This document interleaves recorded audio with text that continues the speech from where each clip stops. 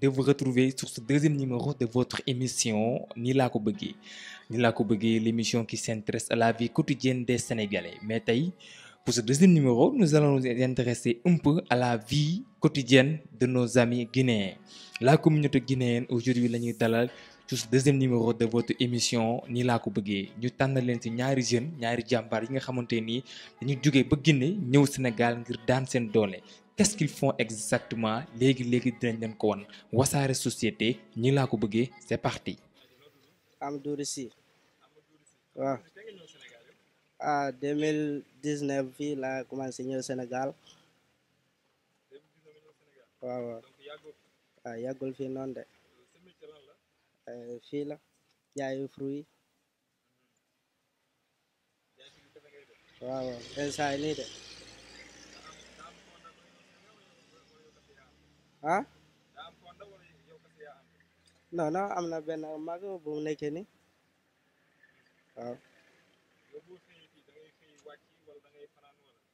non day xëy wàcc mu dem sankeram fanaan foofu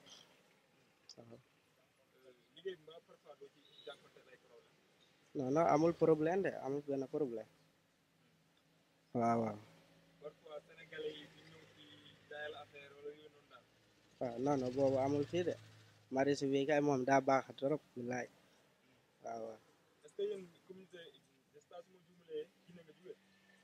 waaw man Guinée la jóge waaw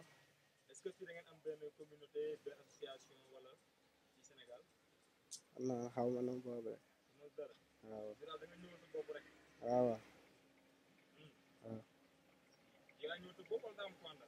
am na ku mu àndal benn mag waaw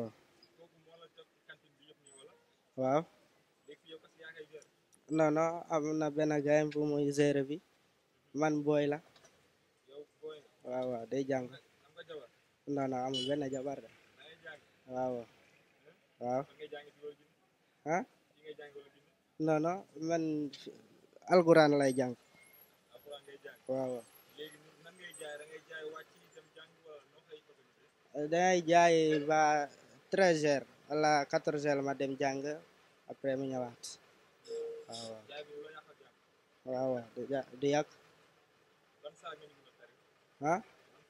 non boobu day dem rek mu jàng fo am na benn gaay mu jàng si mbedday rek mu jàng foofu waaw Ibrahima laa tudd Diallo 17 ans à 2016 laa ñëw waaye wuti xaalis laa fi ñëw lavage kat waaye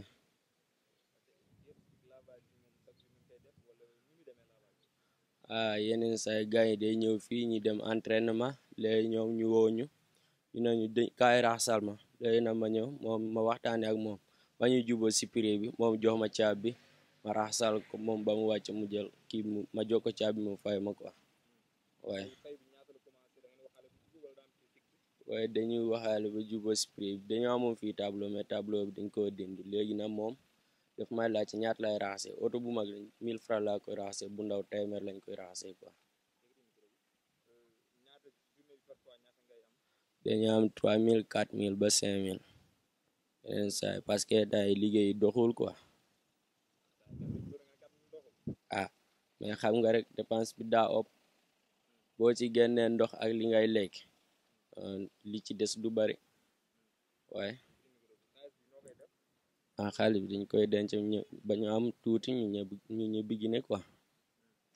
waaye amaguma jabar de waaye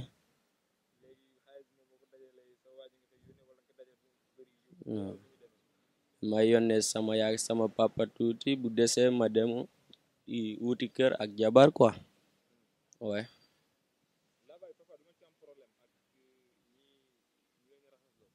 non ay problème yeneen saa yi bu ñëwee fekk pareguñ beneen gars yi day ñëw jël kii bi otam bi quoi dem yoonam du ñu fay gars yi ñëw fii ni fekk pare nañ après moom mu fay ma lu ëpp li ma war a fay quoi waaw ñu bari dañ koy def voilà gis nga loolu lépp day si am fii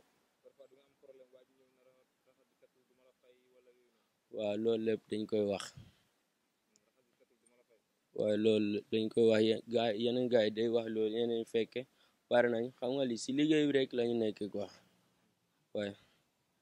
misal min enen fof ko ɗo ko minataw ɗo ko golle men ɗe en fof en gollu quoi kono aduna ɗo ko pour golle ɗen hara en fenade moƴƴa fof dal ko en courage o golle ɗen quoi golle en ara ilan hiwro ono fof mi weltanike on quoi ok